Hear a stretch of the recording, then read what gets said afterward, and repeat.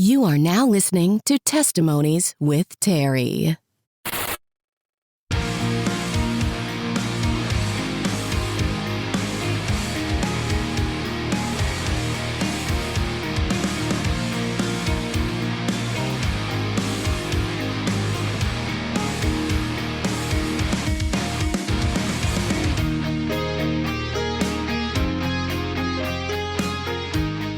Welcome everyone to the first episode of Testimonies with Terry. I'm your host, Terry Skaggs, and thank you so much for tuning in and checking out this podcast. If you missed it, the trailer dropped last week, and that breaks down and describes what this podcast is going to be about. So if you didn't listen to it, a quick recap is that this podcast is going to feature testimonies of how God showed up in my guests' darkest and bleakest moments to bring victory, hope, and healing. And we're kicking off this podcast with just that. Who you're going to hear from today is someone who I've been told for a long time that I needed to meet due to our similar interests in psychology and 90s pop culture. And it finally happened. You guys get to hear my first ever conversation with someone who has been through a lot in her life and is ready to talk about it in full detail. You're going to hear an amazing testimony of how addiction turned into redemption. Ladies and gentlemen, this is Mackenzie Fuchs' testimony.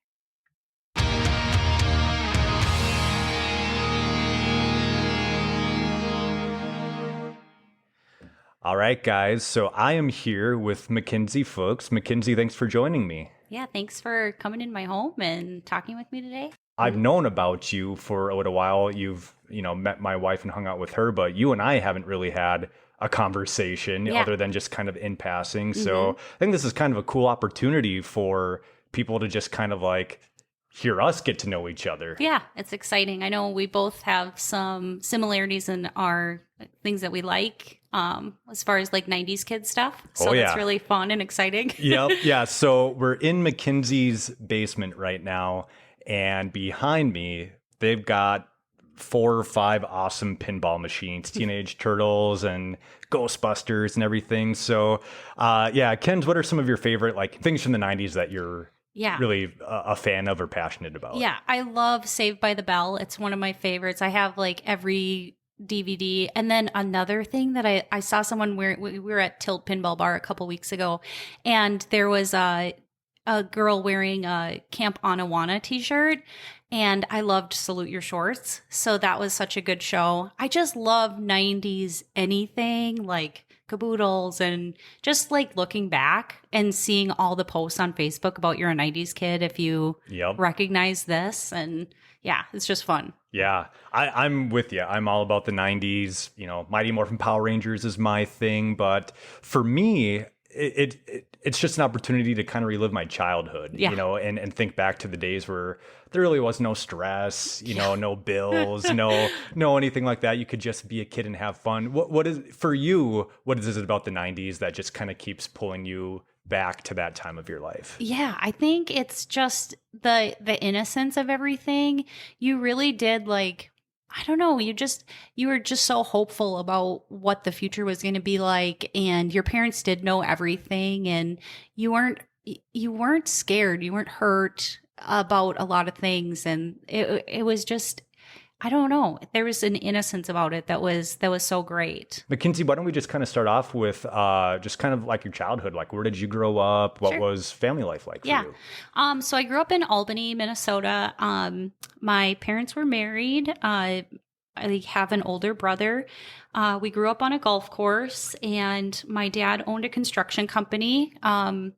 He and my mom, they're still married. And so I went to school at the same school from kindergarten all the way to graduation. So I knew the same kids from kindergarten to graduation. I knew them all. They knew me. And it was really hard. So I don't know. It's hard. This is where all the trouble started for me. Okay. So I think there was a part where like I loved my family. I loved my parents. They were so good to me. My parents were so good to me. But it was the social relationships in school that were so hard. Like there's that part in adolescence where your identity formation really moves off of your parents and who your parents say you are onto who do my friends say I am. And that was really hard for me because like they said I was bad and it wasn't good. And so growing up in a small town was hard for me because I really wanted people to like me and they didn't. And that was hard. So going to school was hard for me. And then I went home. And so when I think of Saved by the Bell or things like that was the fun times. That was the exciting times for me, was like the shows that I really liked to watch. And so that's kind of where, that's why I liked those things, is because that's where I had the fun. It was like watching those things. And so school was very stressful for me from a very young age. And my parents tried really hard to, the best they could to make it better, but they could only do so much, and I don't know. So it was hard from a very young age. What was the contrast between what your parents were telling you about you compared to what the kids at school were saying about you? Yeah, sure. So I guess my parents were saying, you're a good kid, or, it doesn't matter what they say. We know who you are. I was overweight as a child. And so I was made fun of, you're fat, or it was never you're stupid or anything like that. It was, you're fat or you're ugly. And those things as a kid, that hurts because you can't change that really fast. And you don't think to change that. Yeah. And so, my parents were like, that doesn't matter. And, but at the same time, they were saying things like, you shouldn't eat that and things like that. But so there were these conflicting messages, but at the same time, it was always like, it doesn't matter. It doesn't matter. But it did matter. It did matter to me. It always hurt. It hurt a lot, And that's, it's got to be hard at any age to hear that. But you talked about the adolescence, everyone at adolescence, our bodies are changing, we're growing up and whatnot. And so I got to imagine that was super tough, especially at that part of your life. Yeah. And it did get better. So I think coming out of elementary school into junior high, in high school, in Albany, we had 3 or 4 different schools kind of come together into the high school. So then it was exciting because there's all these kids coming in that I never knew before. And it was yes, awesome. I'm going to get to know kids that have never known me. I've never known them, a fresh start, a new chance to know people. And things did get better. I did make new friends. And, my best friend from a different school did come in. So things did get better. There were still the people in the background saying these things that I had always heard, but there was at least some hope. I did have this core group of friends that I was okay, I can rely on these people. I can have fun with them. So it wasn't all bad all the time. But I think that when you're told something over and over and over again, it gets to the core of who you are. And it's really hard to change that. For sure. For sure. So when you talk about getting those core group of friends, what grade would that have been? I'd say 7th and 8th grade. Wow. Yeah. So, I mean, you look at that, you start kindergarten at 5, 6 years old. And then by the time you're in 7th, 8th grade, you're, 12, 13, maybe 14 years old. That's a long time for you to absorb just these, ugly comments that people make and for them to take root in your mind. And so it sounds like even though you did get those good group of friends who would speak life into you and encourage you, that maybe in the back of your mind, those previous comments were still kind of there, still kind of lurking. Yeah. And I think, you don't know what you don't know. And I always thought, well, once I get away from these people, or once I get out of this town, or it was always about running away. But what I didn't know is it had been kind of grafted into me. Like I had taken on these messages. And so I couldn't get away from that. Like I had to like unlearn that before I could get better. And so once I got out of high school, I'm like, I'm running away from here as far as possible. I moved to Boulder, Colorado. And it didn't get better. I thought it was going to get better. It didn't get better. That's when my substance abuse really got bad. And I hadn't talked about that at all yet. I should back up. Well, yeah, and I definitely want to get into that. Before we go there, what was it about Boulder, Colorado that made you decide to go there out of all places? Yeah. Okay. So backing up, when I was in high school, I had, like I had talked about, like just trying to run away. I was always looking for friend groups outside of Albany. And there is nothing wrong with Albany. Josiah and I have talked about moving back there and raising our family there. There is nothing wrong with Albany. We love Albany. It is great. This is my experience, and there's nothing wrong with the town or the people at all. Yeah. So I just want to make that very clear.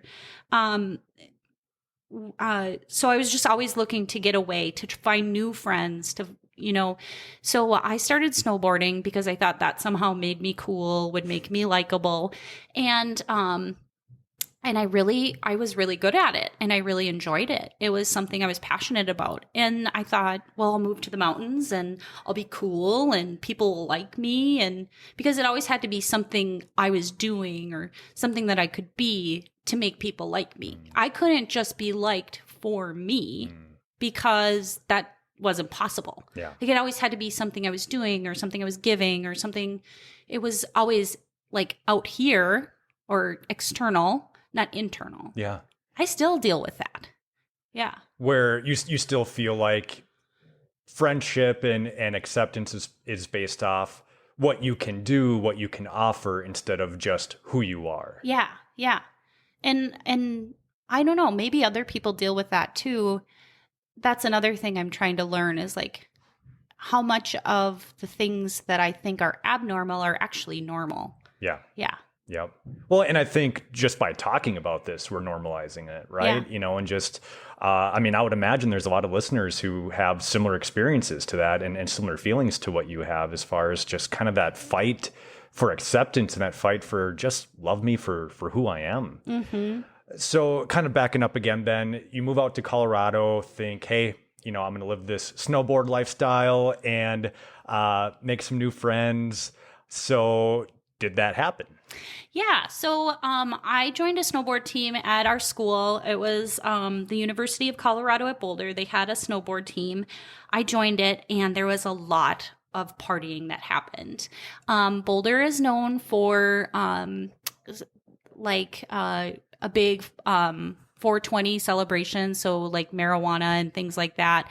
That definitely happened on the snowboard team, and so lots of partying. And I definitely got caught up in the partying, and so it was more being a part of the partying than the snowboarding. We still snowboarded, but it was more of a party lifestyle. And was that your first exposure to substances? Yeah. So my parents scared me about substances. So I remember it was like, you do not drink. Like I remember I had a friend in high school. She liked to party.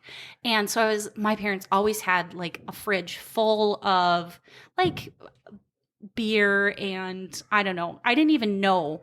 So I'm like, oh, I'm going to be cool and like get her some beer. So I grabbed some O'Doul's and brought it to her. And she's like, this isn't even alcohol. This is non-alcoholic. And I'm like, well, I don't know. I don't drink. So like, I thought I was being cool and giving her something. Yeah, and that failed. Yeah. So, I had never drank before. And so going out there, it was like, just such a 180. I really went off the deep end for sure. And I don't know about you and what you were taught in Albany, but I grew up in Foley and we had the DARE program come through, right? Yeah. And just say no to drugs, and they talked about peer pressure.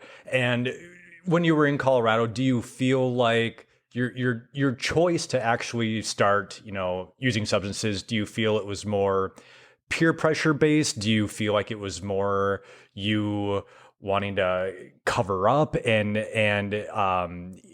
get kind of disguise and distract the negative feelings you had about yourself at the time? Was it a mixture? Like what was it for you that just kind of made it click in your mind that, yep, I'm going to start doing substances? Yeah, I think that's a really good question. I think it was both. So, it definitely made me feel really good about who I was.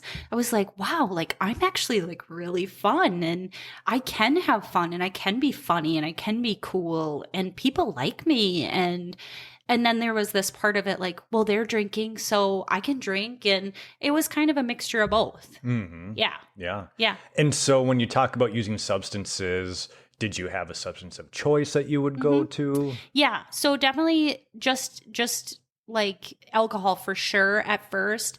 I did start, so my freshman year, I was definitely a part of the snowboard team. And then those relationships kind of fizzled out after a while because they kind of realized I wasn't as cool as I thought I was. And I don't know. They just fizzled out. And I started seeing a guy, and he sold marijuana. He sold weed. And so I started using marijuana, and it probably became my substance of choice just because he was using it more often than, I guess, both. I guess we were using both.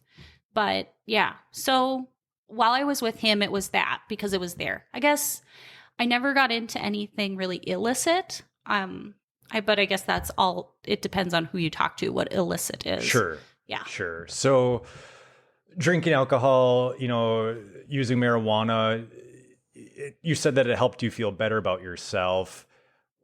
How about when that wore off? When maybe, that high wore off, or, coming down from a hangover wore off, did you still feel better about yourself? I just wondered, so no, I was seeing a therapist 3 times a week while I was a freshman in college because, back up. So, I've never talked about this before, but, I had body dysmorphia, and I was getting a consultation for liposuction I was like 17 or 18 years old. And so the doctor was very smart and referred me to a therapist. She's like, this is not normal. She's like, this is not a normal appointment for me to have. You need to go see somebody. And she was very smart to do that. Yeah. So I started going to see a therapist, and I was seeing her 3 times a week. And I didn't feel good about myself. So no, I mean, I would feel really good when I was high or when I was drunk. And then once that wore off, I was like, I hate myself. I don't like who I am. And I wish I could be like this person. I wish I could be like Libby. I wish I could be like Roxy. I wish I could be like, there were these core group of girls that I wished I could be like, and I wasn't them. I was Mackenzie, and I did not like Mackenzie. And I wished I could be anybody but me. And that's what fueled the substance use. So. Wow. Like you said, though, that doctor was super smart. For someone at 17, 18 years old to want liposuction, that's awfully young. But then you say that you were in therapy 3 times a week. And in my experience, in my practice, that's really rare for someone to come in 3 times a week. Yeah. So I think that just, I say that to you guys to just kind of indicate the severity of what you were going through. Yeah. Yeah. And I think it's helpful too to say I wasn't making much headway. Like I was at a big standstill because I wasn't taking the advice of my therapist because I was, well, I mean, you cannot be abusing substances to the point that I was and not be seeking treatment and just be going to therapy. I mean, I guess you can, but you're just not going to get anywhere. Yeah, you're not treating the whole problem. Right. Exactly. Yeah. Did you start going to treatment at all during that process? No, I never. I've only gone to treatment one time. Okay. Hmm. Did you end up doing the liposuction or did... I did. I did okay. end up doing it. Yeah. So that's the first time I've ever said that. Wow. But yeah, I Yeah. did. Yeah. And it didn't do anything. I mean, it made me feel better for a short period of time, but it didn't fix the problem. I mean, the problem was always internal. Like I was saying from high school, like I was running away from something that was so internal. Mm-hmm. Yeah. Yeah. So you're in college when you get liposuction done. It still didn't kind of fix the problems that you were hoping it would fix. So then did that just develop into more substance use, more intense substance use, or what kind of happened after that? I think that the problem, it just really spiraled out of control with the relationship I was in, because it just became this habitual thing. Like he would come over at night, we would just start drinking, and then it was just this thing every night. And then I decided to move back home, and even though he wasn't there, I still was in this pattern of abuse, and I was all alone now, and it was just my routine, and it just got worse, and it got worse. And what made you decide to move back home? I didn't have any friends, and I really was lonely, and I thought moving would solve the problem. Yeah. So you moved back home, like did you move back in with your family, or did you get a place of your own? Yeah, or? I got an apartment, and then I started going to school at St. Cloud State because I hadn't finished my bachelor's, because I had no idea what I wanted to do. Mm-hmm. I was really floundering in school. That's another subject we haven't touched, is like I was like a full-time student during this whole time. Yeah. Like there's that too. Like amidst, the snowboarding and the partying. Oh yeah, I went to class too. Yeah, there is that too. I was actually pursuing an education at that time. But it sounds like though, like academically it just wasn't good. It was never like on my radar. I never knew what I mean, how can you know what you want to do when you don't know who you are? I don't know. That doesn't make sense to me. Yeah. What were you majoring in at that time? Environmental sciences. And did you have any idea like what you wanted to do with that? Yeah. Our family business is wind energy and solar energy. And so I was thinking I would come and work for the family business. That's not where my heart is. That's never been where my heart is. So I was just doing it because it seemed like a good fit. Yeah. I don't know, but it seemed logical. Right. Yeah. Yeah. Yeah. And so you go back to St. Cloud State, and do you end up finishing your degree? No. And I ended up really going off the deep end. I mean, it was, I was failing all my classes at this point, because it was just, I was just drinking into oblivion every day. Yeah. Wow. Yeah. And it sounds like really lonely at that time. Yeah. I guess there is a part of this time I had a relationship with someone that I really wanted to work out, and it didn't. And I got really crazy. And that's when the substance abuse got really bad. I ended up meeting Josiah, who is my husband now, and I was able to somehow hide my substance abuse for a while. He and I were dating, not for very long. And we moved in together because he had proposed to me after it was 2 weeks. Wow. He knew right away. He's like, I want to marry you. I don't know why. Cause I was I don't know. Looking back, it's like, why would you want to marry me? But he knew. I don't know. But he proposed, and we moved in together. So when you think about it, back then I was an alcoholic. So my timeline is very foggy. Yeah. So this is a period of time where it's like, how long was that? But we had moved in together, and he was working at a bank. I thought I had till 5 to be done drinking for the day. So I started drinking right when he went to work at 8-ish in the morning. And then I'm like, okay, I have to be fine by 5. I have to be good by the time he gets home. Well, he got off work early, and I was passed out in our bed when he got home, and he came in and he's like, what is going on? Like, what's wrong with you? And I was like, oh no, like You were caught. I was found out. I was caught. And I had the bottle in the bed, so he knew exactly what was going on. And I was like, please don't tell my parents, like, please don't tell anybody. Like, and he's like, well, what's going on? And I'm like, since I was caught, I was like, I have a problem. Like, if I just said I had a problem, maybe it would go away, you know? Yep. And so the weird thing about alcoholics is that we hide our empty bottles in like the weirdest places. So I had them hidden like everywhere. And I remember like he would find them and be like, are you still drinking? Are you still drinking? And I'd be like, no, I'm not. But it was just so weird. It was, I don't know. It also sounds really stressful. Yeah. To, it sounds like, he'd just go around the house and he'd find these empty bottles. And I don't know, was there like this internal battle where you wanted to deny that you had a problem, but the other part of you was just like, oh man, I need to be set free from this? I did not want to be set free. And then at that point, I was taking Ritalin, but I was taking so I had a 30-day supply of Ritalin that I would take in 3 days.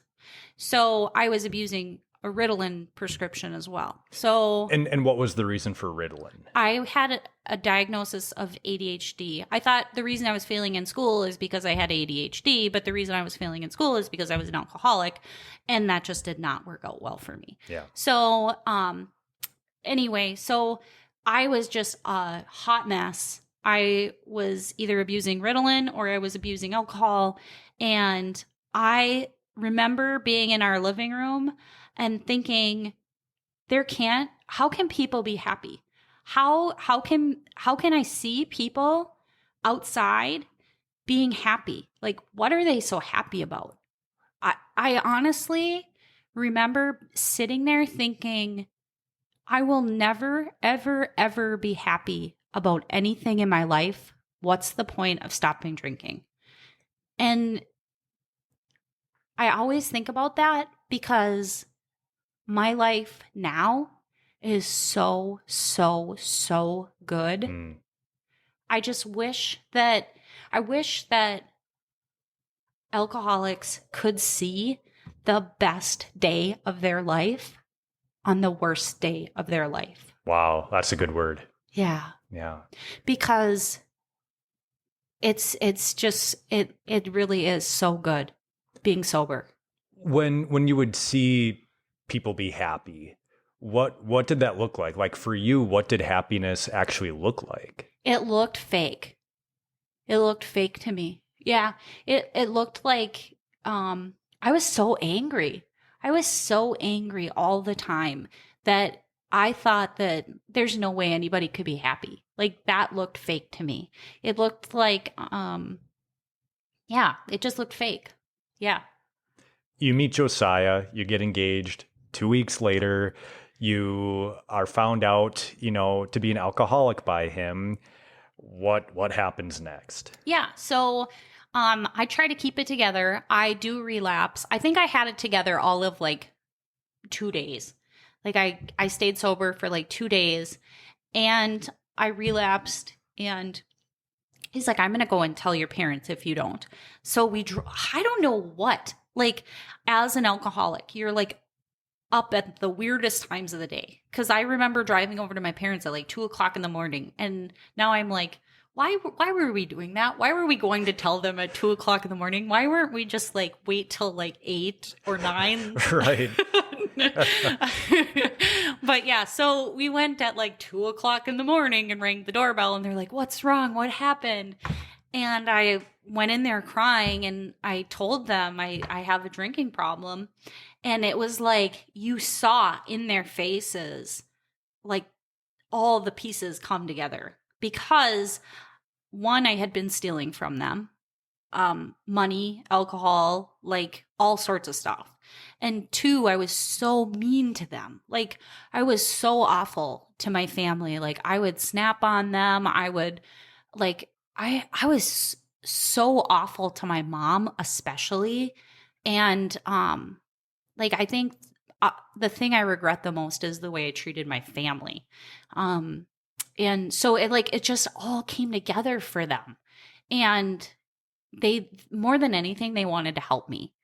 And so I'm like, I can do this. I can get sober on my own. And so they trusted me. They're like, okay, yeah, you can do it. You can get sober. And so, I really did think that I was going to try to do that. And it wasn't going to happen. Like I didn't have the skill set on my own to make that happen, because I could have done that any other time if that was the truth. Sure. So, thinking back, when I lived in Boulder, I got a minor, and I had to go to like a drinking class or some sort of like remediation for that. And that was at Recovery Plus in St. Cloud. And so I knew about Recovery Plus, a treatment center locally.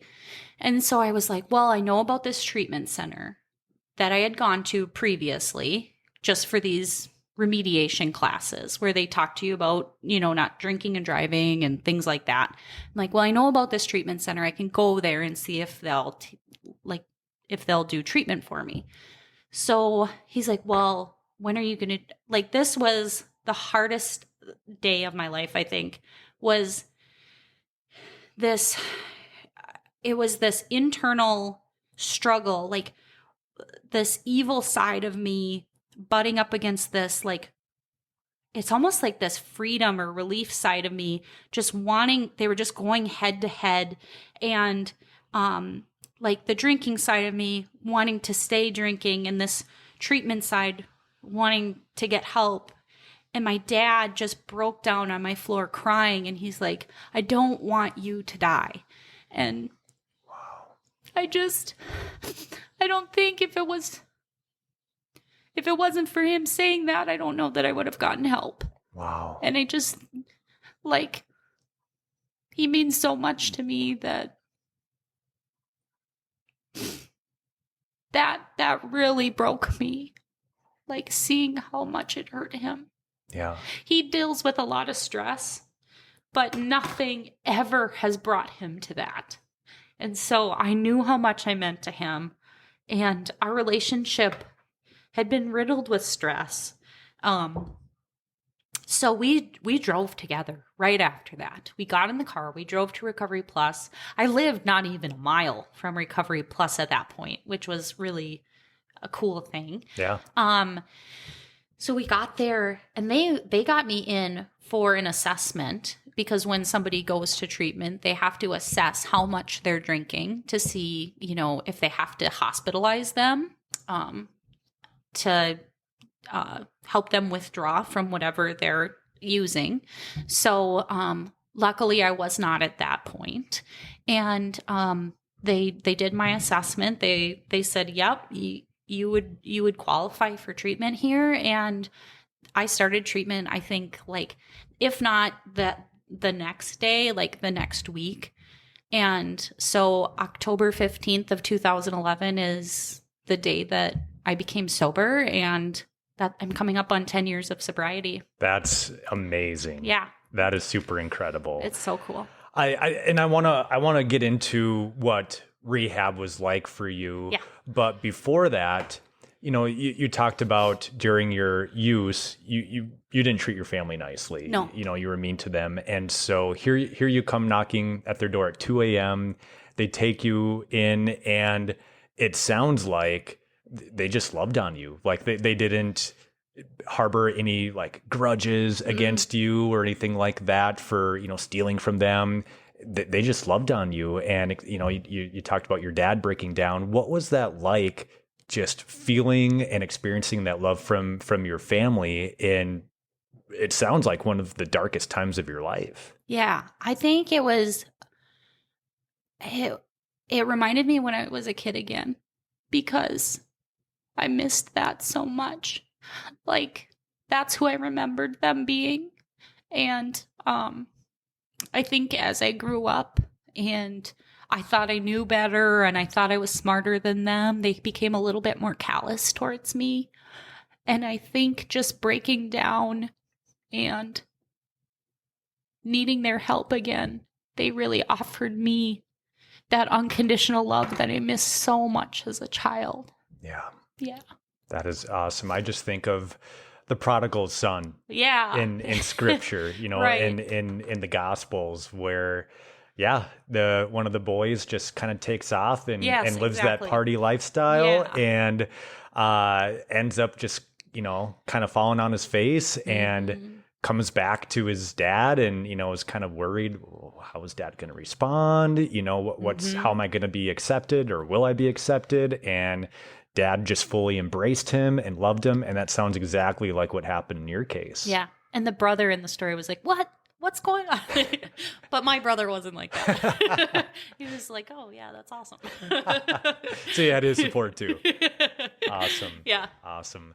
And so, you're coming up on 10 years sober. Yeah. What was your time at Recovery Plus like? It was amazing. I think that my idea of treatment and what treatment is actually like were so different. When I was in treatment, I never ever wanted to come back. Like, I was like, I'm going to get in here and I'm going to get out of here, and I'm never, ever, ever coming back. And so they taught me so many skills that I never knew that I needed or wanted, but they were so good for me. They teach you skills like identifying like faulty thinking and things like that, and how to replace bad thoughts with good thoughts, and just helpful skills for living, So you have to graduate through different levels of treatment. And the first level is like just getting you sober and just trying to get you out of that addiction mindset, because it really does become all you think about. And just giving you a fresh start and kind of like trying to pull you out away from it. And so teaching you new skills, like, what am I going to do with all my time? Because all my time was spent like drinking or, the effects of drinking, which is being passed out almost all day. And so I had to learn a lot about who I was. And you've learned about me, I didn't know who I was. And so one of the biggest things for me in treatment that they helped me to understand was like, let's get back to when you were a kid. What were some of the things that you really enjoyed? And when I was younger, I enjoyed art. I loved art. So I started going to art stores in town and walking around and like trying to figure out what might be some things that I might enjoy. And I started trying out different things like painting and, card making, and I would just take different classes. And it was so therapeutic for me, like beading, just different types of things. So there was a piece of that came out of it that I still use today. It's definitely morphed and taken on new life every year. Like, it's just been so different. I come back to different things, but then I pick up new things, and it's just served me in so many different ways. So that's been super therapeutic for me in a sense. And another thing was, like, that takes up a part of your time, but you can't craft all the time, sure. Right? So they're like, what else did you do when you were a kid? Well, I loved riding my bike. Okay, well, that's moving your body and being active. Well, when I first got into recovery, that's not something that was like front and center for me. But as I started having kids, it did become like a very important thing to me. And I realized it was important to me. So just, I don't know, it's interesting how, you can say recovery and it can mean so many different things to different people. But I think just how much I learned in my time in treatment and how much they can say one thing to you and it'll mean so many different things at different points in my life. And I did start seeing a therapist in treatment, and at first it was just to stay sober and to kind of work through some of those identity issues that I first had. And like, who am I? Like, and some of those questions were, how does somebody even know who they are? Like, how do you know who you are, Terry? Like, what makes you you? Mm-hmm. And they're like, well, that's something you just have to find out for yourself. It's like, but how do you do that? Like, what does that mean? You know, like, and that was the really fun part is like, I was kind of like starting over. It was not fun at the time. Because how old were you when you were doing all this? I was 23 or 24. So, I mean, I started drinking at like 18 and I went from like 0 to 60 in not very many years, you know? So, but I think a really important part of this that I'm leaving out is, so backing up to like when I was 13, I started going to a Christian camp called Camp Lebanon, and I encountered God for the first time. And I knew that I was special and that I was loved and that I was made in His image. I learned that all there. And then I started, going to River of Life Youth Group when I was like 16. A friend brought me there, and Kirby St. John gave the call to give your life to Christ. And I heard that message and I did it like right away. That was important to me. Like, that's awesome. Yeah, it was so cool. And I did some youth camps with River of Life, but then I fell away from God really, really quickly. I don't know what happened, but it was almost like all these past hurts that I had came creeping back up with some things that were happening in my teenage years. And it was like, where is God in all of this? Where is He? Like, if He really loved me and if He really set me apart and if I was really made in His image, why would He let any of this happen to me? Why would all these people be mean to me? And why would all this happen? And so I was really like mad at God for a long, long time. And so when I think of treatment, it's really when I saw God again. And he spoke to me again, and he really just hugged me. Like it was when I opened my heart to Him again, because I had been so hardened, and it's like he just melted me, and he really just loved on me, and He showed me that I am made for more than what I had been putting myself through. Like, you can be happy and you can live a life that is meaningful and purposeful, and you can love other people and you can be happy. And it wasn't until so I like we were talking about, I hadn't finished my degree. And once I had Lily, my daughter, my oldest daughter, I was like, I want to go back to school and I want to finish my degree. So I was in recovery probably 2 years at this point, 2 or 3 years. And I was like, yep, I want to go back. I want to finish my degree. So I took some classes about addiction because I wanted to know more about like the scientific background of addiction. Yeah. So I started taking these classes about addiction, and I started to understand and to learn that addiction is not familial. It's not necessarily passed down generationally. And I learned that it's trauma-based. And that for me was a huge moment. It was like, oh man, maybe I went through all of this in my past to help people in the future.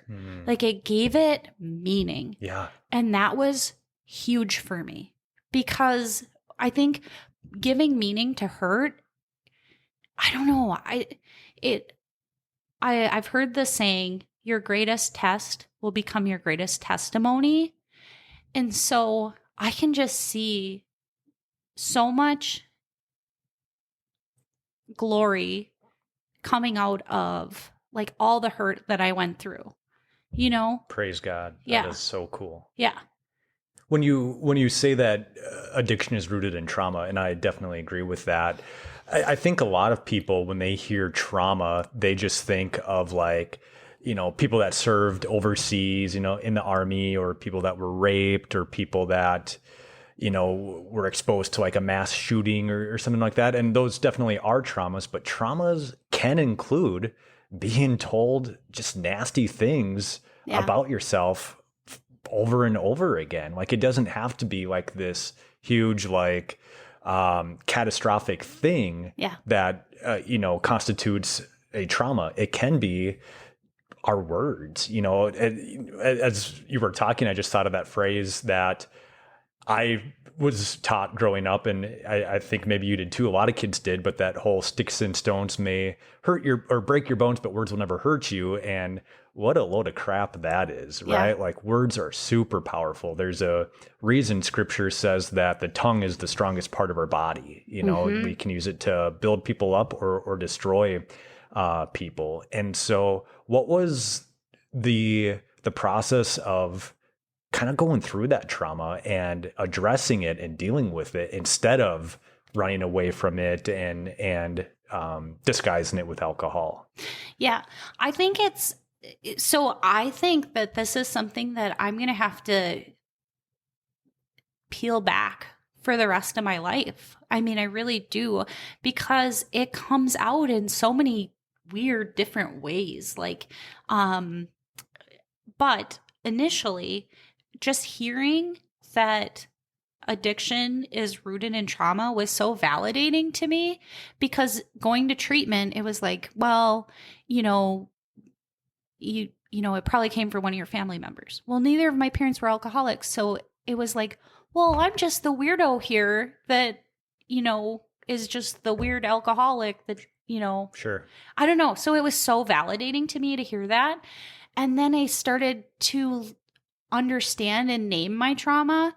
And it's been this process where I did see a therapist and we did work on it, and I had to name it. Like I had to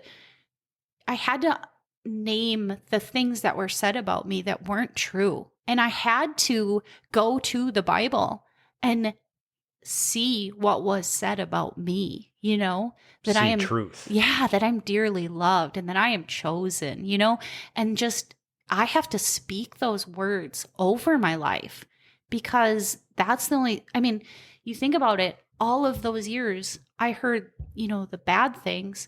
Now I have to speak life over myself. And it might, I feel like sometimes people are like, oh, come on, just get over it.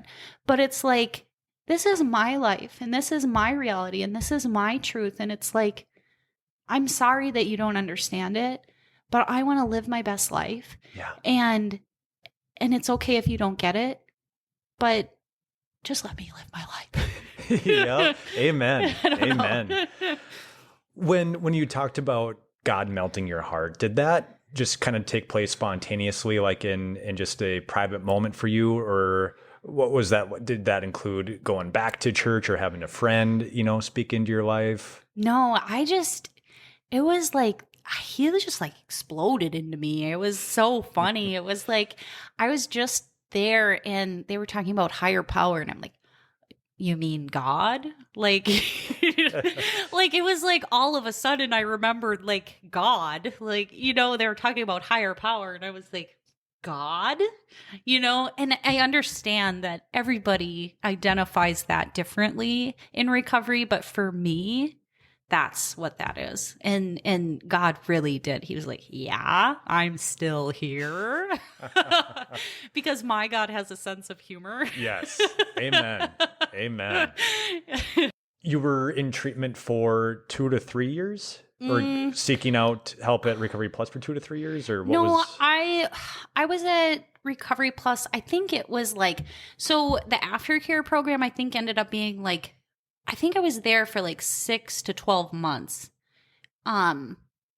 6 months for sure, because I remember driving, we moved, and I remember I was driving back and forth every day, and then every couple of days, and then it kind of dwindled off after that. Okay. Yeah, because they want you to have like a follow-up plan to make sure you're, keeping on the right track and everything. Yeah. Yeah. And, going back to Josiah, what role did he play in your recovery? Oh, gosh. Yeah. So my family, thank you for asking that, because I really do credit them with a lot of why I'm still sober. I know if it comes down to the relationship I have with God, and but I really do believe he placed my parents and Josiah's super big supports in my life for a reason. When I first got into treatment, Josiah and my parents, they were both at the family meetings that they held at Recovery Plus. I think it was like every Monday or every Tuesday, there was a meeting for family members, and they were able to earn their own medallion for going to like 6 weeks of classes or something like that. They also had this really unique class, or we'll call it class, where the family would write a letter to the addict, and then the addict would respond to the letter, and then the family could write a letter back, and then the addict could write a letter back. And that was so healing. And that really was probably the most healing part of treatment, because addiction doesn't just impact the person using, it impacts everybody around them. Yeah. And so if you can heal that chaos that surrounds you, it's just that much more helpful. Do you still have those letters? I have the ones that my parents wrote to me. I can't find the ones that I wrote. I wish I did, though. Yeah, that'd be kind of cool to look back and see where you were at in that time of your life and how far you've come since then. I know. Yeah, I think about that a lot. Yeah. By the time this comes out, it's going to be 10 years sobriety for you. Mm-hmm. What have been the biggest keys in you keeping your sobriety, maintaining your sobriety? Yeah. Well, certainly my faith has been number one. Just recognizing that I can't do it alone. There's no way, looking back at who I was, this is a heart change. This is not Mackenzie making this change. This is a God changing my heart. This is a heart change. There's just no way, looking back at who I was, that I did this on my own. You cannot make me believe that. Mm-hmm. And so number one, my faith. Number two, definitely having the support of my family, my husband, and my friends.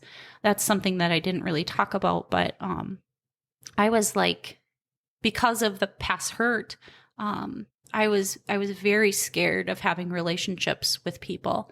And so kind of working through that and developing relationships as an adult and having friendships with people, that's been very healing for me. And so definitely my family and friends, and continuing to work on relationships with people has been a big, big piece of it, because if I don't, there is a chance that, I'm just one drink away from being an alcoholic again, you know? Yeah. You mentioned earlier about still having a hard time making that separation between making friendships, not having it be relied on by the external things, but more so just for who you are. Yeah. And so how do you continue to navigate through that? Yeah, I think it's hard because I'm not sure how to answer that, because I do I think one of my love languages is gift giving. Mhm. So that's hard too, because I do love to gift people things. So it's hard to tease that apart. Like, how much of this is being fueled by trying to win someone over, because I do like gift giving too. So I don't know. It's hard to tease that apart, but I'm not sure how to answer that, Terry. Yeah. No, it's okay. Yeah.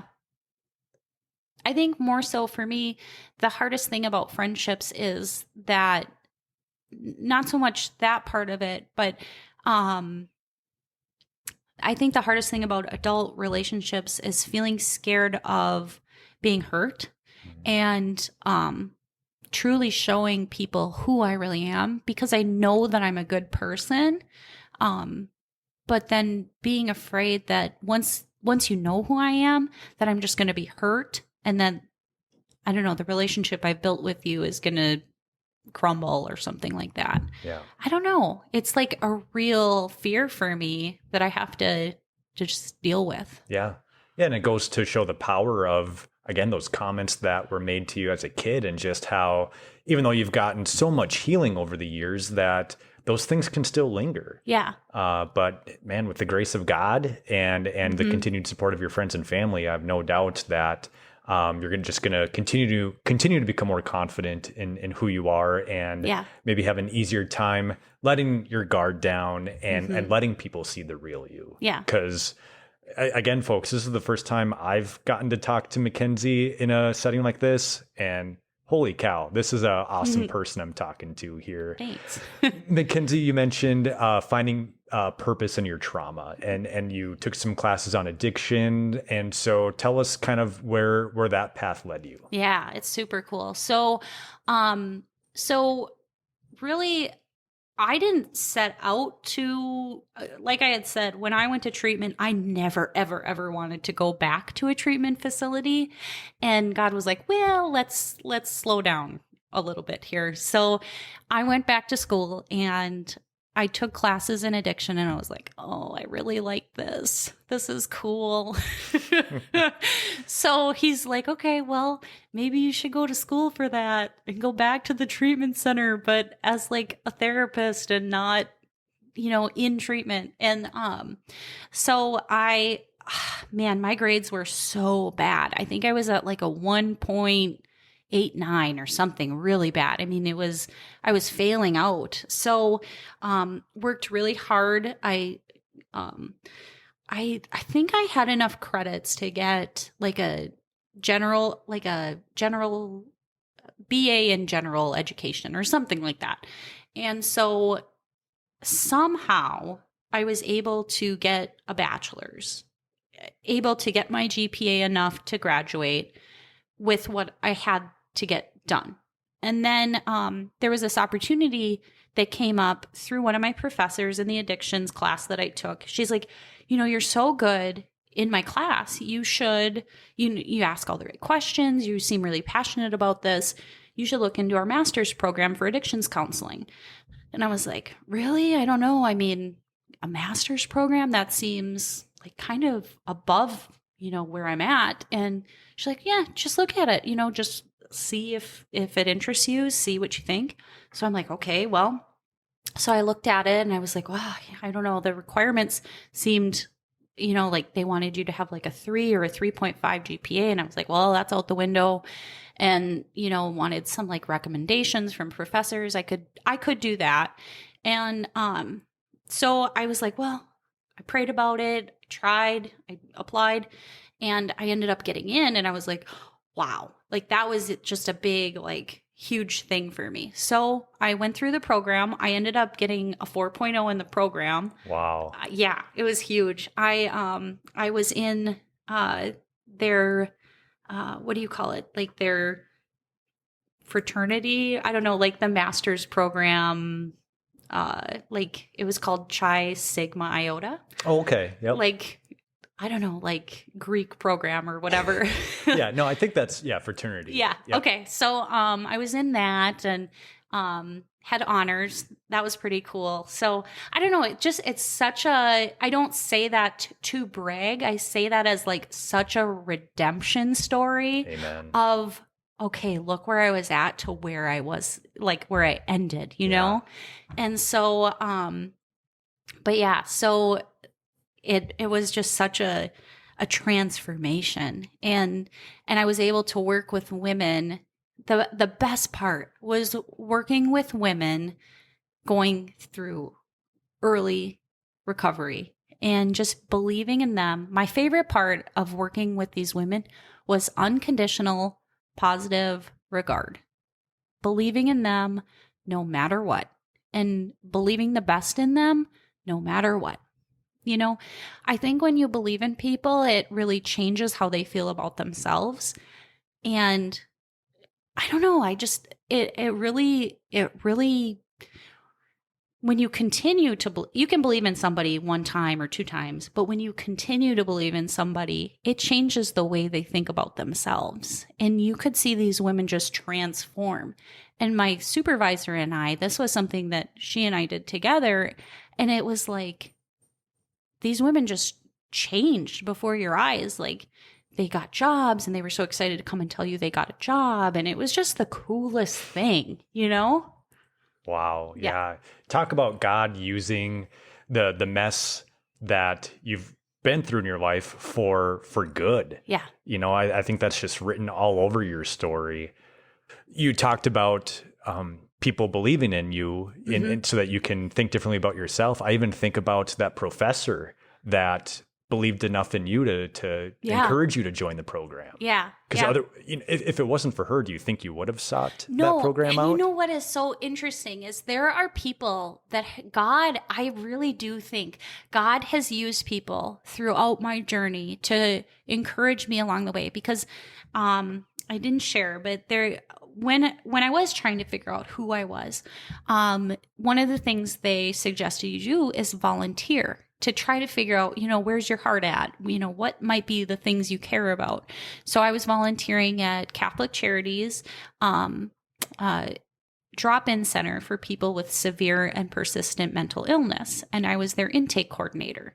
And so I guess I was doing such a great job that my supervisor was like, you know, you should really go back to school. You should go back to school. You're so good at this. You should go back to school. She kind of kept pestering me about it.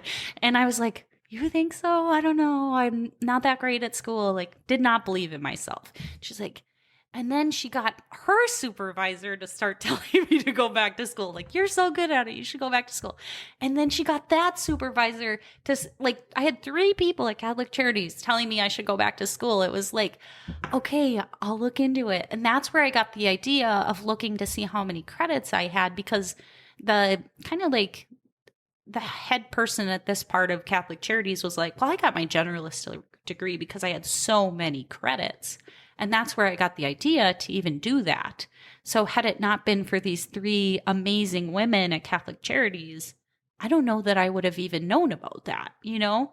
Wow. So it's just so cool how, I think God does put people in our path to encourage us and keep us moving in the right direction. For sure. For sure. And you just recently graduated with your master's degree. It was during quarantine. So I had a virtual graduation. Okay. It was very interesting. Yeah, I bet that's not what you expected. It was not as gratifying as I had hoped it would be.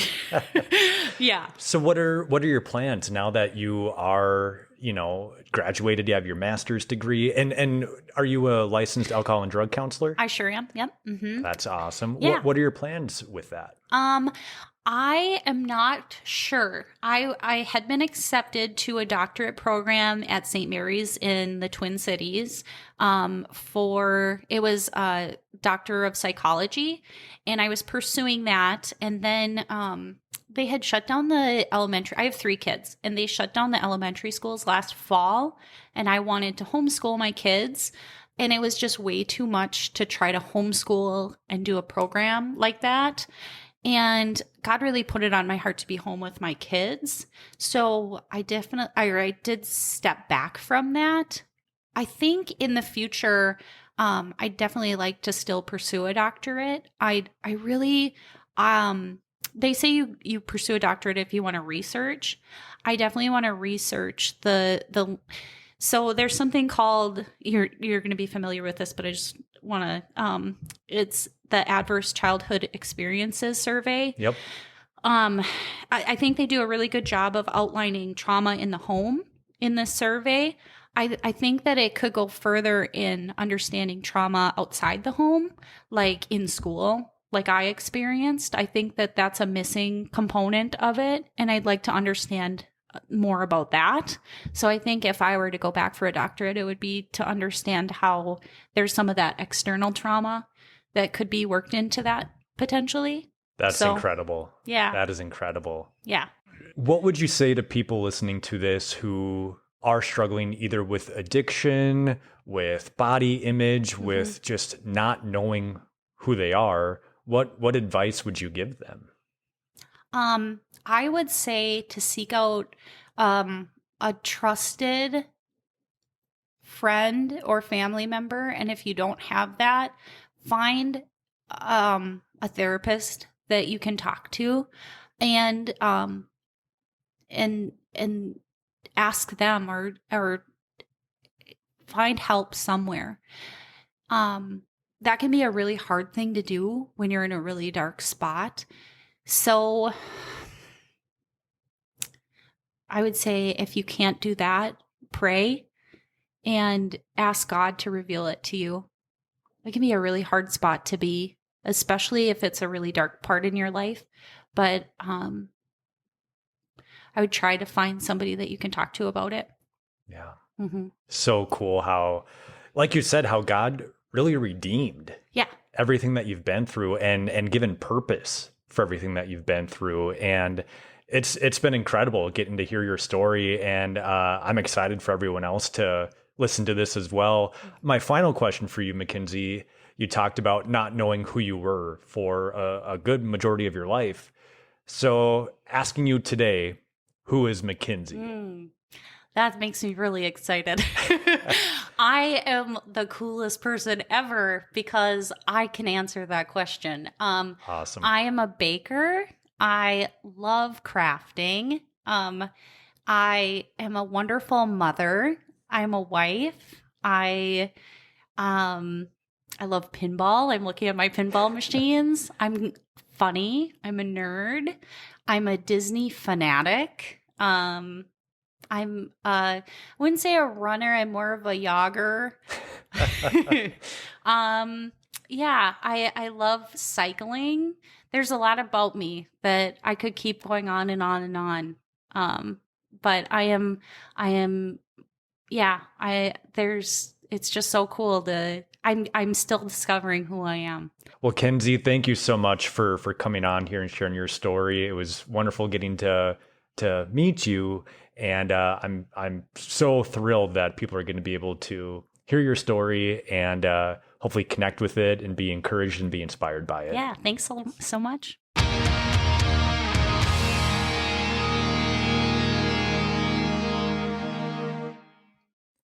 Well, what an incredible testimony Mackenzie has, am I right? It's so cool to hear how she's able to love herself and recognize the value she has after struggling that with so much of her life and to be free from addiction.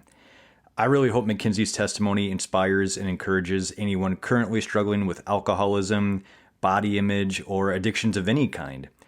And if you guys have any questions for Mackenzie after listening to her story, go to the Testimonies with Terry podcast Facebook page or Instagram profile, find the post for this episode, and use the hashtag AskTWT to ask a question, and Mackenzie will select a few to answer.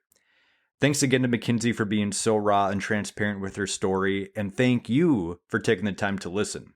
Make sure to subscribe and follow this podcast wherever you listen to the podcast, and please leave a 5-star review.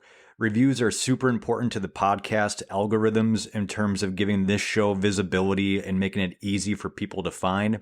So if you guys could take just a few seconds to leave a 5-star review, I'd really appreciate it. I'll be back next week with another episode, but in the meantime, be blessed, and live your life in a way that glorifies God and kicks Satan's butt.